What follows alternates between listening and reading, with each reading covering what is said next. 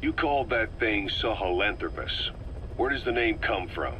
Well, several years ago, an excavation team discovered a hominid skull in the Sahel region.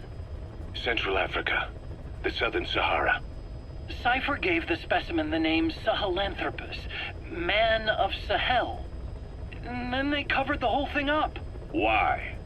They probably wanted to monopolize information about human evolution to have a head start in their genetic research. At least, until they had an idea of what they'd found. It was that big of a discovery, huh? Sahelanthropus was a gracile hominid, estimated to have lived about 7 million years ago.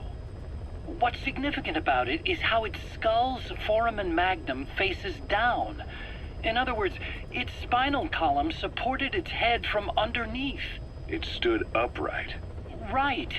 Which would mean Sahelanthropus walked upright 3 million years before Australopithecus, making it the world's oldest human species.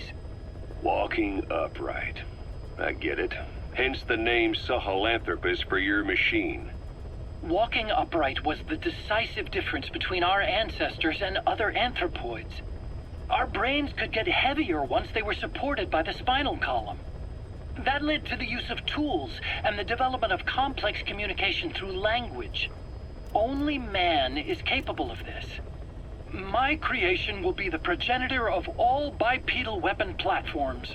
And you did this for Cypher? No, not at all. Sahelanthropus is the best proof that I never betrayed you guys. What do you mean?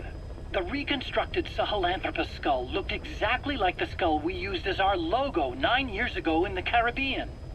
An army without a nation. Outside the world order. The design was based on Pangaea, the supercontinent that existed 250 million years ago, right? Yeah. When the world was a single landmass. That concept's at the source of our strength. I felt the same way about Sahelanthropus. Sure, I was forced to build it under their orders, but I always wanted to put its technology back in our hands someday. That's the reason I incorporated the old insignia into Sahelanthropus's name. Don't you see? That's how much I was thinking about you guys. Oh, I see, all right. I see someone desperate to cover his ass. You can say whatever you want after the fact. But that skull also symbolizes somebody else. Skullface. Snake, you finally came. Just don't record this, okay? Not recording anything. What's this about? What I'm about to say stays between you and me. It's about the weapon to surpass Metal Gear. You know a researcher by the name of Clark? He works in the biotech industry, real advanced stuff. His area is bioengineering, but lately he's also gotten into genetic research. Never heard of him. Well then, what do you know about cloning? I think I've heard enough. Hold on, this is important. Cloning lets you create a genetic copy of an organism. You take the nucleus of one of its cells, and you swap it with the nucleus of an unfertilized egg from another member of the same species.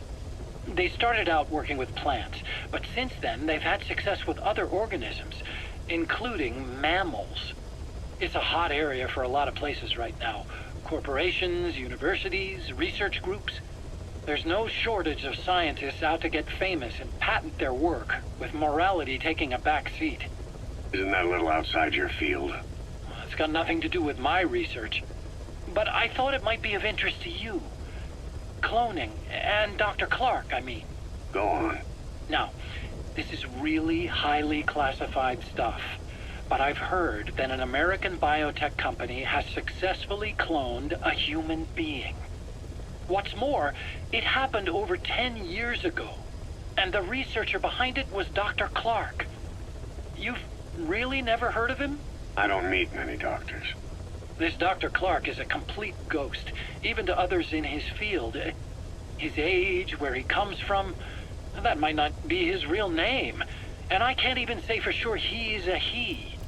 Clark's employer, ATGC, its company motto is embracing your hopes, preserving talent. What does this have to do with me? Cypher. Dr. Clark works for ATGC, and they have connections to DARPA. Cypher couldn't function without the communications network DARPA's built. Meaning, Cypher has to be a part of the Pentagon. Or at least, the two are joined at the hip. DARPA is a driving force behind human cloning. It's a pretty high priority project for them. And this Dr. Clark, some say he's a pivotal player in Cypher. But that's not all. Every cell nucleus in an organism contains the genetic information for that organism. Think of it as a blueprint for life. Clark appears to be working on how to decode this information and rearrange it at will. If you could do that, it would mean being able to custom design human beings for specific purposes.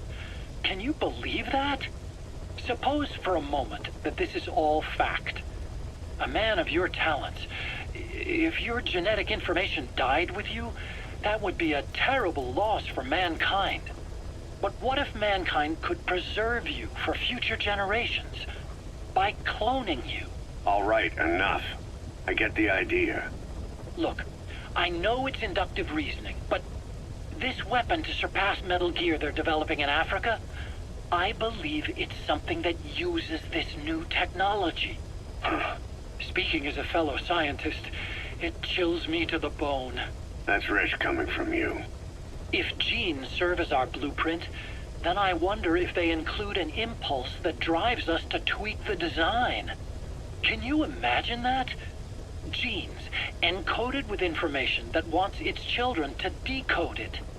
Is life itself putting the direction of our next evolution in the hands of scientists? I guess it would take some real arrogance to believe that. And yet, it could be what Cypher's after. I think you're barking up the wrong tree. But that was an interesting story. It'd make a good movie. You have to believe me. Where'd you hear all this anyway? Where? I just overheard it in bits and pieces while I was forced to do that research for them. Right. Wait a minute. Look, I want to help you. I want to be of service here. I'm risking my life with this. Is that so? Maybe it's time we brought someone else into the conversation. No, not him. Not Ocelot. You can't do this.